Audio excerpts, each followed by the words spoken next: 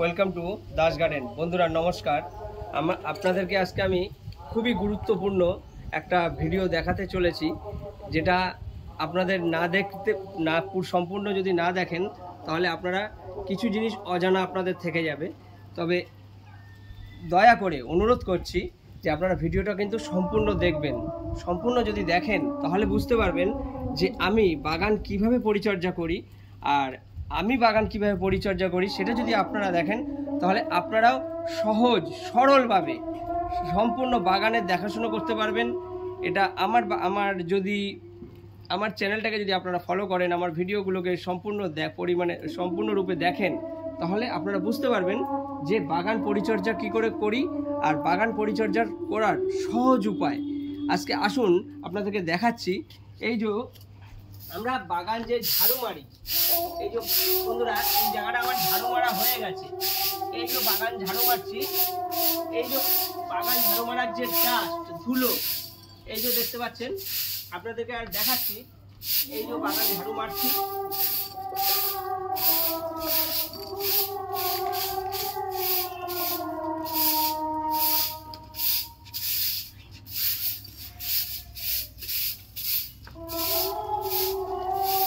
আমি আপনাদেরকে সম্পূর্ণ বাগানটা আমি দেখাচ্ছি না। আমি এখন মেন জিনিসটা যেটা আজকে দেখাবার জন্য এই ভিডিওটা বানাচ্ছি, একটু কাছে চলে বানাচ্ছি, যে দেখুন এই যে ঝাড়ু মারা, বাগান ঝাড়ু মারা যত শুকনো পাতা, যত ধুলো, এগুলোকে কিন্তু আপনারা কোথাও ফেলে দেবেন না। এর আগের ভিডিওতে আমি অনেকবার বলেছি এগুলো ফেলে দেব না। এগুলো না ফেলে দিয়ে এগুলোকে করব কি,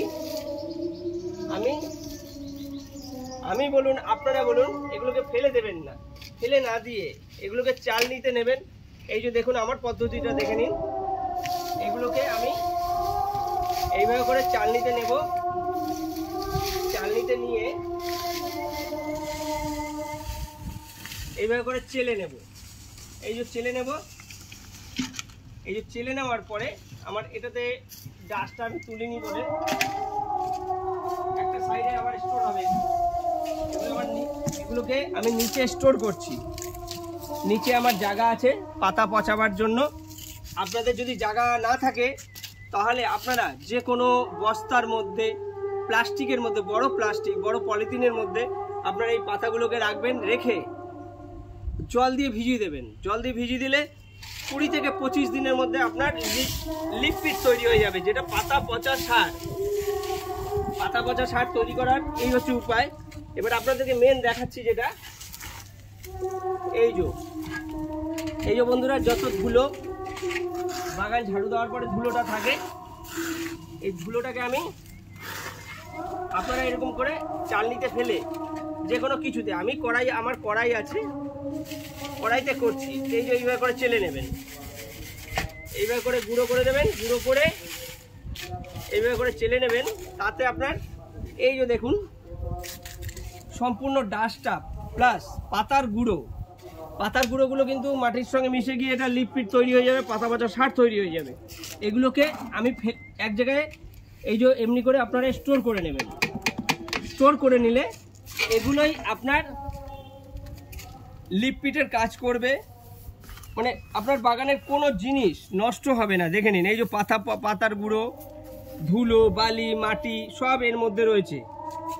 কেননা আমরা বাগানের কাজ করতে গিয়ে টবের খোঁড়াখুড়ি করার সময় অনেক মাটি ছিটকে পড়ে, জল দেওয়ার সময় ছিটকে পড়ে। সেই মাটিগুলো কিন্তু সবই ছাদের মধ্যে থাকে। সেগুলোকে আপনারা এইভাবে করে চালনি দিয়ে চেলে, প্রথমে নিচ্ছি কি কড়াই, চালনি আর স্টোর করার জিনিস।